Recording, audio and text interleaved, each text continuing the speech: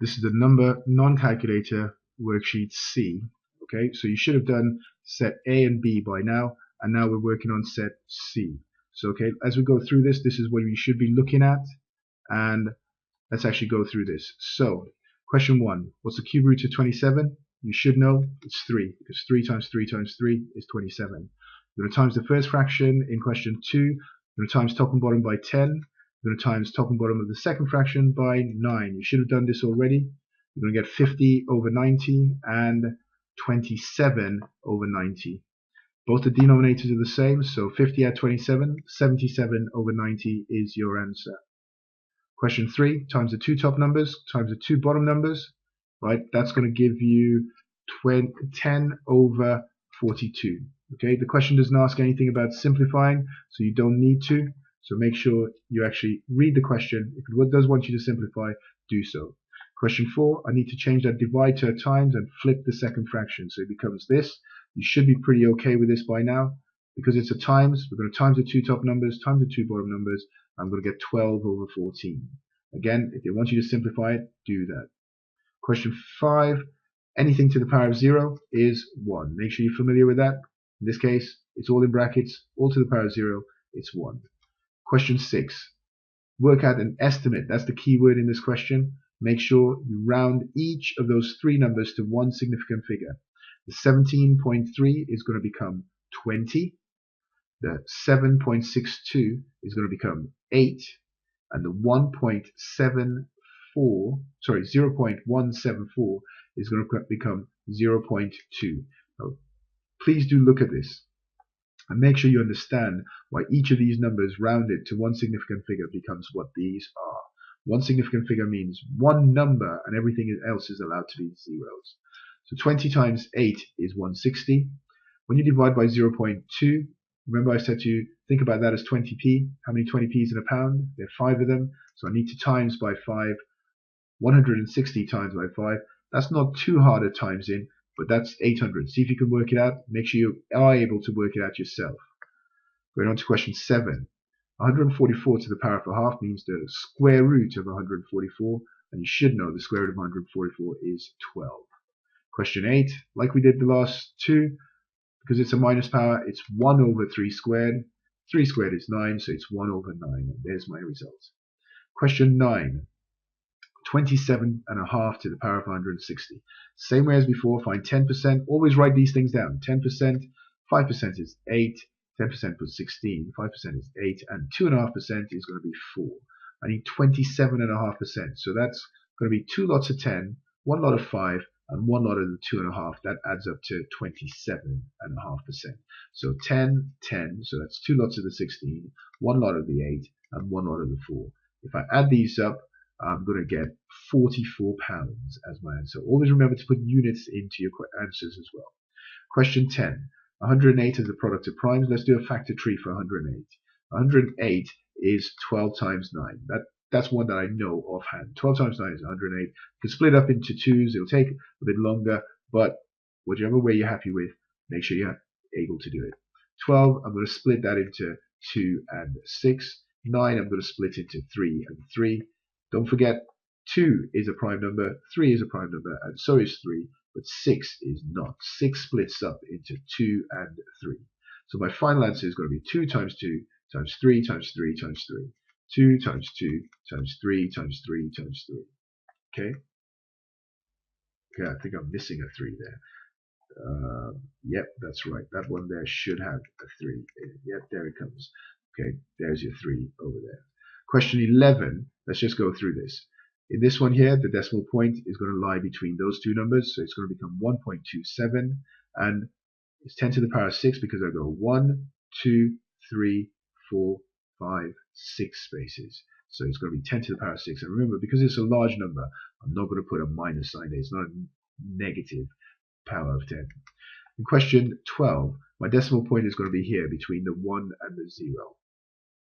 So that's going to be 1.023 times 10 to the power of, and it's going to be a minus power, but let's have a look at how much. 1, 2, 3, 4, 5. So it's going to be times 10 to the 5, minus 5, times 10 to the minus 5. Okay, when we come to question 13 and 14, it is important that you label up the ratios. So in this case, Matt and Julie share some money in the ratio 5 to 9.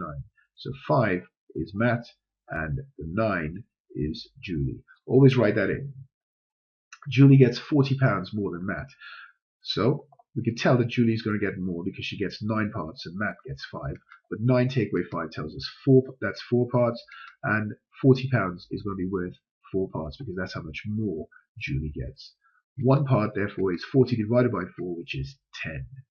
Okay, so if I know that 1 part is 10, the question says, how much money did Julie get? How much money did Julie get? Julie gets 9 parts, so she's going to get 9 lots of 10, which is 90. You need to read these questions carefully. They can all be slightly different and ask something slightly differently. But the key thing is to always work out what 1 part is, read the question carefully and see what you're given and what they're asking you to do. Question 14. Phil and Tim share some money in the ratio 3 to 8. So that's going to be Phil, the 3, and Tim is the 8. So Phil gets £39. So that 3 parts, which Phil gets, is worth £39. 1 part, therefore, is 39 divided by 3, which is 13. How much money does Tim get? All right, so Tim gets 8 parts. He's getting 8 lots of 13. Now, you need to be able to do that timesing. 8 lots of 10 is 80. 8 lots of 3 is 24. Add those together is 104. So you should be able to do that without a calculator and be able to get it correct. Okay, question 5. I need to times the number of parts. 5 times 7.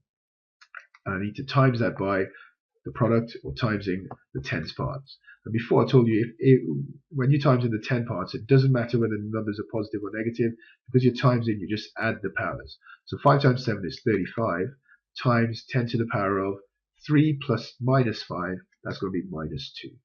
Okay. Now we have a problem here because that 35 is more than 10. So I need to turn that into standard form. 3.5 times 10 to the 1. Okay, think about that. That works out as 35. But don't forget the times 10 to the minus 2, which still is there. 10 to the 1 times 10 to the minus 2. Again, I need to add the powers. 1 plus minus 2 is minus 1. So it's 3.5 times 10 to the minus 1.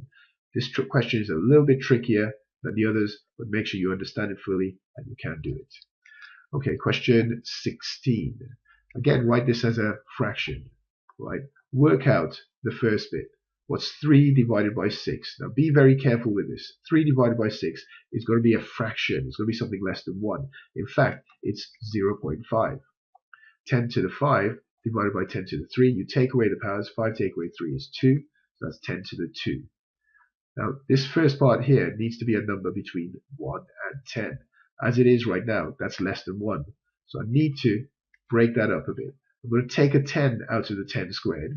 I'm going to do 5 times 0.5 times 10 will give me 5. And if I take a 10 out of this, I'll have 1 less. So the power goes down by 1. And so it's just 10 to the power of 1. Okay, this one is a bit tricky. You might need to think about it a lot more. Make sure you do, and make sure you are able to do it. Look at question 17. 54 over 60. Divide the top and bottom by 6. 6 goes into 60 10 times, so that's why I divide by 6 to make it 10. 54 divided by 6 is 9. Right? It should be starting to be obvious to you now. You times the top and bottom by 10, 90 over 100, which is 90%. Pretty straightforward there. Okay, this is like the one on sheet A. So if you're not sure, make sure you look back at sheet A and you try this one. But if you're looking at it and you're checking it, I need to keep the third inside the brackets, so a to the power of a third, and the 2 squared outside the brackets. Okay, so 8 to the power of a third means the cube root of 8. What 3 same numbers times together to give me 8? That's 2. 2 squared is 4, and that is my answer. Okay, question 19. I'm going to times the top and bottom by root 5. Okay, so I'm going to get 20 times root 5 and root 5 times root 5. So 20 root 5 over 5. 20 divided by 5 is 4. So there's my answer, 4 root 5. Pretty straightforward. Question 20. 7 times 5 is 35. Root 2 times root 2 is 2. But they're both minuses this time. So minus times a minus, that makes a plus. Plus root 2. And that should be a positive sign there. Okay, plus root 2. And let's have a look. What do we do now?